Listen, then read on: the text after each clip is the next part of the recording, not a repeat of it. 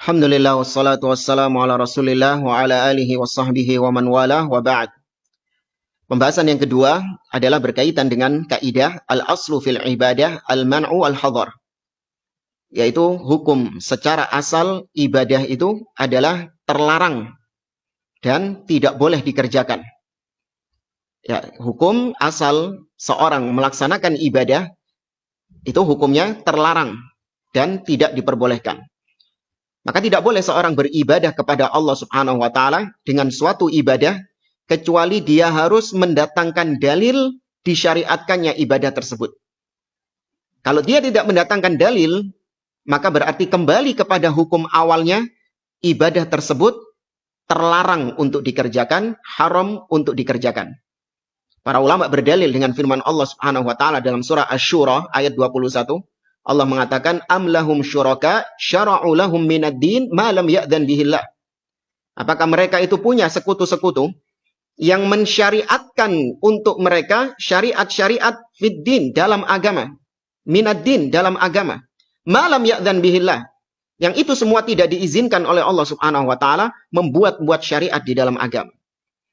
Maka kata para ulama di antaranya Syekhul Islam Ibnu Taimiyah rahimahullah taala, beliau mengatakan hadhil ayah wa bihadhil ayah istadallu ulama atau istadallu fuqaha ahli hadis ala anna al-ibadah ana asla fil ibadah al-man'u wal hadar.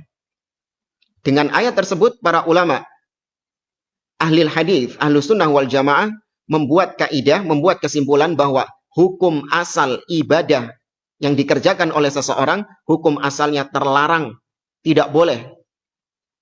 Ya, tidak boleh dikerjakan. Fala yuta'abbad bi'ibadatin illa bidalilin syar'iyyin. Maka tidak boleh seorang beribadah kepada Allah kecuali dengan dalil yang syar'i.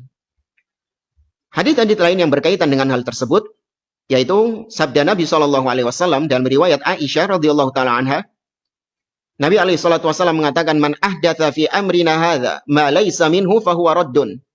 Barang siapa yang membuat mengada-ngada perkara yang baru dalam urusan kami, maka tertolak.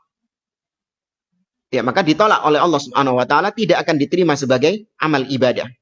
Demikian juga Nabi SAW dalam sebuah kisah 3 orang sahabat yang ketika mereka diberitakan tentang ibadahnya Nabi tatkala di rumah, mereka menganggap remeh, menganggap ibadahnya Nabi biasa-biasa saja.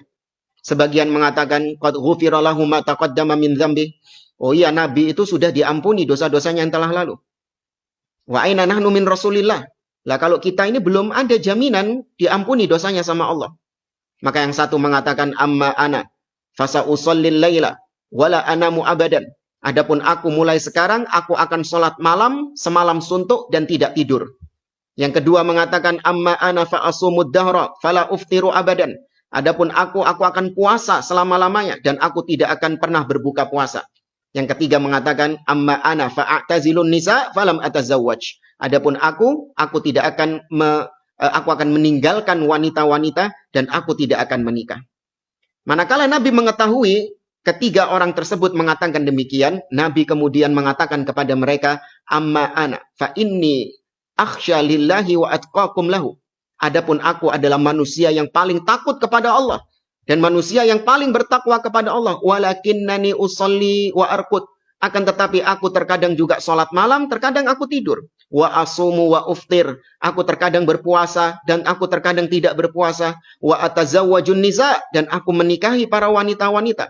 Kemudian Nabi mengatakan faman ragiba an sunnati falaysa minni.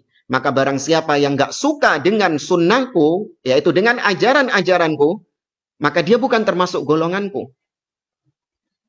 Kemudian juga berdasarkan sabda Nabi dalam riwayat Al-Irbad Ibn Sariyah radhiyallahu taala anhu. Nabi mengatakan kullu bid'atin dhalalah wa kullu dhalalatin finnar.